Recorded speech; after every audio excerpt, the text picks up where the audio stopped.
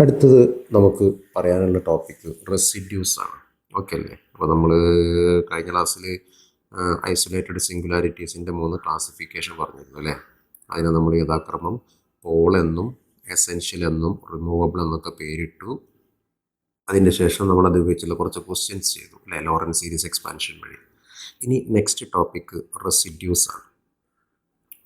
Okay, residues. അപ്പോൾ എന്താണ് residue എന്ന് പറഞ്ഞു കഴിഞ്ഞാൽ, അപ്പോൾ റെസിഡ്യൂ എന്ന് പറയുമ്പോൾ നമുക്ക് ചെറിയ ഒരു ഡെഫിനിഷൻ പറയാനുള്ളത് എന്താണെന്ന് വെച്ച് കഴിഞ്ഞാൽ, നമ്മളിപ്പോൾ ലോറൻസ് സീരീസ് പഠിച്ചല്ലോ. അപ്പോൾ ലോറൻസ് സീരീസ് എക്സ്പാൻഷനിൽ ഇപ്പോൾ നമുക്കൊരു എഫ് സെഡ് എന്നുള്ള ഒരു ഫംഗ്ഷൻ തന്നു കഴിഞ്ഞാൽ ആ എഫ് സെഡിൻ്റെ ലോറൻസ് സീരീസ് എക്സ്പാൻഷൻ നമ്മൾ കൺസിഡർ ചെയ്യാം about the singular point z equal to set naught. അപ്പോൾ അത് നമ്മൾ എക്സ്പാൻഡ് ചെയ്യുമ്പോൾ നമുക്ക് അതിൻ്റെ അകത്ത് 1/z-z0 എന്ന് പറയുന്ന ഒരു ടേമിനെ പ്രിൻസിപ്പൽ പാർട്ടിൻ്റെ അകത്ത് കാണാൻ സാധിക്കും. അതിൻ്റെ കോയിഫിഷ്യൻ്റ് വിളിക്കുന്ന പേരാണ് റെസിഡ്യൂ എന്ന് പറഞ്ഞത്. അപ്പോൾ നമുക്ക് എന്ത് ഡെഫിനിഷൻ പറയാം? The coefficient of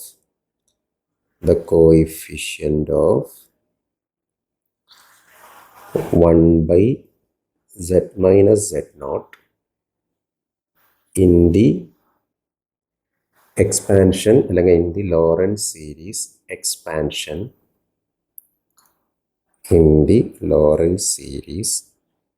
expansion of fz about an isolated singular point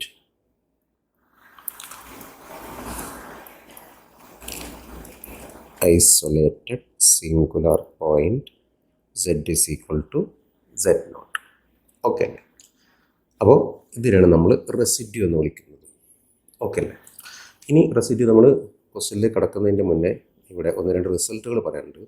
അപ്പോൾ റെസിഡ്യൂ കാണാനുള്ള ഡെഫിനിഷൻ പറയുന്നത് എന്താണ്? റെസിഡ്യൂ കാണാനുള്ള എളുപ്പവഴി എന്ന് പറഞ്ഞു കഴിഞ്ഞാൽ, അല്ലെങ്കിൽ ഒരു വഴി എന്ന് പറഞ്ഞു കഴിഞ്ഞാൽ, തരുന്ന ഫംഗ്ഷനെ അതിൻ്റെ സിംഗുലാർ പോയിന്റ് ഒബ്സർവ് ചെയ്ത ശേഷം, ഐസൊലേറ്റഡ് സിംഗുലാർ പോയിന്റ് നോക്കിയ ശേഷം അതിൽ ഒരു ലോറൻസ് സീരീസ് എക്സ്പാൻഷൻ അപ്ലൈ ചെയ്യാം. അതിൻ്റെ അകത്ത് നമുക്ക് 1/z-z0 എന്നുള്ള ടേം പ്രിൻസിപ്പൽ പാർട്ടിനകത്ത് കാണാൻ പറ്റും. അതിൻ്റെ കോയിഫിഷ്യൻ്റാണ് റെസിഡ്യൂ നോക്കുക. പക്ഷേ ഒരു ഫംഗ്ഷൻ വന്നു കഴിഞ്ഞാൽ അതിനെല്ലായ്പ്പോഴും ഈസി ആയിട്ട് ലോറൻസ് സീരീസ് അപ്ലൈ ചെയ്തിട്ട് ഈ ടേം കണ്ടുപിടിക്കുക എന്നുള്ളത് അത് എളുപ്പമല്ല. ചെയ്യാൻ പറ്റില്ല എന്നല്ല പറഞ്ഞത്, അത് കുറച്ചൊരു ടൈം കൺസ്യൂമിങ് ആണ്. അതുകൊണ്ട് തന്നെ നമുക്ക് ലോറൻസ് സീരീസ് എക്സ്പാൻഷൻ കൂടാതെ തന്നെ ഇങ്ങനെ അല്ലാതെ തന്നെ നമുക്ക് റെസിഡ്യൂ കണ്ടെത്താൻ റിസൾട്ടുകൾ അവൈലബിൾ ആണ്. അപ്പോൾ റിസൾട്ടിനെ പറ്റിയാണ് നമ്മൾ അടുത്ത് പറയാൻ പോകുന്നത്. Okay, so we should write notes. അപ്പോൾ എന്താണ് ഫസ്റ്റ് പോയിന്റ് നോട്ടിൽ? അത് പറയുന്നത്രേ ഉള്ളൂ. If z equal to set naught, ഈ പറയുന്ന പോയിന്റുകളൊക്കെ എഴുതിയെടുക്കണം നോട്ട്സിൽ കേട്ടോ. Is a pole of order 1.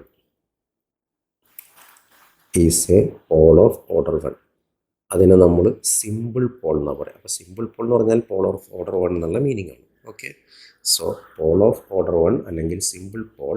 Then അപ്പോൾ ആ കേസിൽ residue of F of set ഇങ്ങനെ ഡിനോട്ട് ചെയ്യാം, about set equal to set not.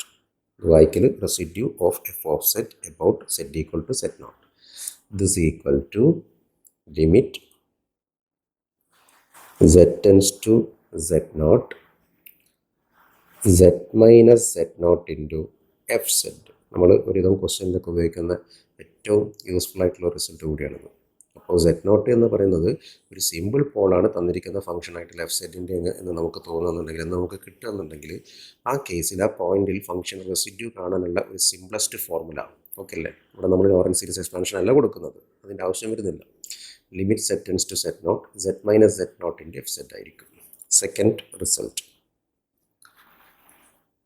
if z equal to z0 is a simple pole, അതായത് pole of order 1, okay, where fz is equal to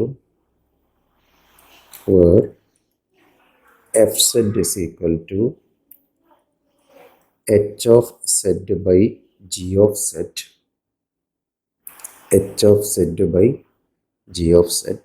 then residue of fz about z equal to z0 equals h of z0 by g dash of z0. അപ്പോൾ ആദ്യത്തെ രണ്ടെണ്ണം പറയുന്നത് ഒരേ കാര്യങ്ങളെ പറ്റിയാണ്. അതായത് pole of order 1 ആണ് നമ്മുടെ singular point, isolated singular point എന്ന് നമുക്ക് തെളിഞ്ഞാൽ, ബോധ്യപ്പെട്ട് കഴിഞ്ഞാൽ അവിടെ റെസിഡ്യൂ ആ പോയിന്റിൽ കാണാനുള്ളത് ഈ രണ്ട് വ്യത്യസ്ത വഴി എന്നാണ് പറയുന്നത്. അപ്പോൾ എന്താണ് വ്യത്യാസം എന്ന് പറഞ്ഞു കഴിഞ്ഞാൽ, രണ്ടാമത്തെ കേസ് പറയുന്നത് ആ ഫംഗ്ഷൻ ഒരു എ ബൈ ബി, ഇത് നമ്മൾ റാഷണൽ ഫോം എന്നാണ് പറയുക. ഓക്കെ അല്ലേ? ഈ എച്ച് ബൈ ജിനെ നമ്മൾ എന്താ പറയുക, റാഷണൽ ഫോം അല്ലെങ്കിൽ ഫ്രാക്ഷണൽ ഫോം എന്നൊക്കെ പറയും. അപ്പോൾ ഈ ഒരു എ ബൈ ബി ഫോമിലാണ് നമ്മുടെ ഫംഗ്ഷന് റെപ്രസെൻറ്റേഷൻ വരുന്നതെങ്കിൽ അവിടെ നമുക്ക് ഒന്നും കൂടെ മേൽപ്പറഞ്ഞ ഫോർമുലക്കാൽ ഒന്നും കൂടെ നമുക്ക് സൗകര്യമായിരിക്കും ഇങ്ങനെ ചെയ്യാൻ. That is h of z naught by g dash of z naught. Okay. Third one. If z equal to z naught is a pole of order m എന്ന് പറഞ്ഞാൽ other than 1, 2, 3, 4, 5, etc. Okay. Then residue fz about z equal to z naught equal to 1 by m minus 1 factorial into limit z tends to z naught d m minus 1 by dz m minus 1 of z minus z naught all raised to m into f of z. Okay. അപ്പോൾ pole of order M എന്ന് പറഞ്ഞാൽ greater than or equal to 2, 2 മുതൽ മേപ്പോട്ടാണ് പോളിൻ്റെ order വരുന്നതെങ്കിൽ നമുക്ക് വേണമെങ്കിൽ note ചെയ്യാം, M greater than or equal to 2. 1 ആണെങ്കിലാണ് ഈ ആദ്യത്തെ രണ്ട് റിസൾട്ട്. 2 അതിൽ കൂടുതലോ വരികയെന്നുണ്ടെങ്കിൽ അവിടെ നമുക്ക് റെസിഡ്യൂ കാണാനുള്ള ഫോർമുലയാണ് എന്ത്, 1 by m minus 1 factorial limit z tends to z naught d m minus 1 എന്ന് പറഞ്ഞാൽ m minus 1th derivative, pole of order 2 ആണെങ്കിൽ first derivative, pole of order 4 ആണെങ്കിൽ തേർഡ് ഡെറിവേറ്റീവ് ആണ് ഇതിനർത്ഥം. z minus z naught power m into f of z. നാലാമത്തെ result, if z equal to z naught is an essential singular point. ഇതിപ്പോൾ നമ്മൾ പോളിൻ്റെ കേസാണ് പറഞ്ഞത് അല്ലേ. ഇനി അടുത്തത് എസെൻഷ്യൽ സിംഗുലാർ പോയിന്റ് ആയിട്ട് വരികയെന്നുണ്ടെങ്കിൽ എന്നാണ് പറഞ്ഞത്, essential singular point, then residue equal to coefficient of 1 by z minus z naught. നമുക്കറിയാം എപ്പോഴാണ് എസെൻഷ്യൽ സിംഗുലാർ പോയിന്റ് ആവുക, പ്രിൻസിപ്പൽ പാർട്ടിൻ്റെ അകത്ത് ഇൻഫിനിറ്റ് ടേംസ് വരുമ്പോഴാണത് എസെൻഷ്യൽ സിംഗുലാർ പോയിന്റ് ആവുക അല്ലേ. അപ്പോൾ ഇവിടെ ഈ കേസിൽ നമുക്ക് ലോറൻസ് സീരീസ് എക്സ്പാൻഷനെ ഒരു പോൺ വഴി ആയിട്ട് വരുന്നു കേട്ടോ. മേൽ പറഞ്ഞ റിസൾട്ട് നമുക്ക് പോളിലാണ് ആപ്ലിക്കേഷൻ വരുന്നത്, അപ്ലൈ ചെയ്യുന്നത്. അപ്പോൾ എസെൻഷ്യൽ സിംഗുലാർ പോയിന്റ് ആണെന്നുണ്ടെങ്കിൽ look at the Lawrence series expansion, then check the coefficient of, ഇതിനാണ് റെസിഡ്യൂവിൻ്റെ ഡെഫിനിഷൻ. അപ്പോൾ റെസിഡ്യൂവിൻ്റെ ഡെഫിനിഷനാണ് നമ്മൾ യഥാർത്ഥത്തിൽ ഇവിടെ അപ്ലൈ ചെയ്യുന്നത്. ഇവിടെ എസെൻഷ്യൽ വേറെ ഓപ്ഷൻ ആണല്ല. Last point, if z equal to z naught is a removable singular point, then residue of f of z about z equal to z naught equal to, ഈ removable singular പോയിന്റിൻ്റെ അർത്ഥം എന്താ ഓർമ്മ ഉണ്ടോ? Removable singular point എന്ന് പറഞ്ഞു കഴിഞ്ഞാൽ Lawrence series എക്സ്പാൻഷൻ്റെ അകത്ത് principal part തീരെ ഇല്ലാത്ത അവസ്ഥ. If there is no principal part in the Lorentz series expansion, then that particular point, ആ സിംഗുലാർ പോയിന്റ് ആയിട്ടുള്ള സെറ്റ് നോട്ട് നമ്മൾ വിളിക്കുന്ന പേരാണ് റിമൂവബിൾ സിംഗുലാർ പോയിന്റ്. അപ്പോൾ റിമൂവബിൾ സിംഗുലാർ പോയിന്റ് ആണെങ്കിൽ അവിടെ റെസിഡ്യൂ കാണണ്ട, ദാറ്റ് ഈസ് 0. അപ്പോൾ ഈ 5 പോയിന്റുകൾ നോട്ടിലേക്ക് എഴുതിയെടുക്കണം കേട്ടോ, നമുക്ക് ആവശ്യം വരുന്ന കാര്യങ്ങളാണ്. ഓക്കെ, ഇനി ക്വസ്റ്റ്യനിലേക്ക് പോകാം.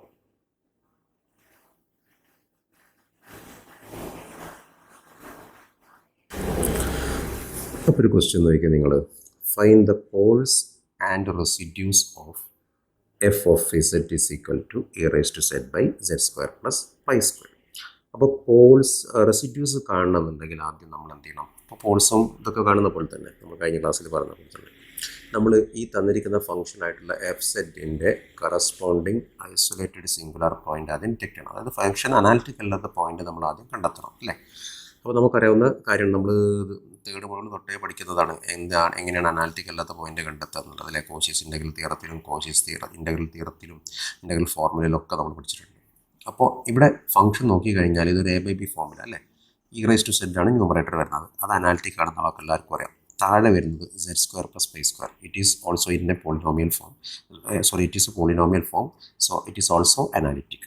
അപ്പോൾ ചുരുക്കി പറഞ്ഞാൽ മുകളിലും താഴെയും രണ്ടുപേരും അനാലിറ്റിക് ആണ്. പക്ഷേ ഒരു A/B ഫോം ആയതിനാൽ നമുക്കറിയാം അനാലിറ്റിക് ആവണമെന്നുണ്ടെങ്കിൽ താഴെ ഡിനോമിനേറ്ററിൽ 0 വരരുത് അല്ലേ. അപ്പോൾ ആ ഒരു പോയിന്റിൽ ഒഴികെ ഇവരെവിടെയും അനാലിറ്റിക് ആണെന്ന് നമ്മൾ പറയാം. അപ്പോൾ നമ്മൾ ആ പോയിന്റ് കണ്ടെത്താൻ പോവുകയാണ്. So z² + π² = 0. That implies z² = -π². Correct? That implies z is equal to √−π². അപ്പോൾ നമുക്കറിയാം എന്താ ആൻസർ വരിക, +or-πi. റൂട്ടിൻ്റെ ഉള്ളിൽ നെഗറ്റീവ് വന്നാൽ എന്താവും, i വരും. അപ്പോൾ π² റൂട്ട് π ആണ്, പക്ഷേ -π ആയതുകൊണ്ട് പൈയുടെ കൂടെ ഐയും കൂടെ വരും. അപ്പോൾ നമുക്കിവിടെ +or-i ആണ് നമുക്ക് എന്തായിട്ട് വരുന്നത്, singular points, isolated singular points ആയിട്ട് വരുന്നത് അല്ലേ. ഇനി നമുക്ക് അടുത്തത് ഇതെന്ത് പോയിൻ്റാണെന്ന് തിരിച്ചറിയാൻ പറ്റണം. നമ്മളെ ക്വസ്റ്റ്യനോടെ ചെയ്യാൻ പോകുന്നത് നമ്മൾ എന്തായിട്ടാണ്, നമ്മളോട് കണ്ടെത്താൻ പോകുന്നത് കറസ്പോണ്ടിങ് റെസിഡ്യൂ ആണ്.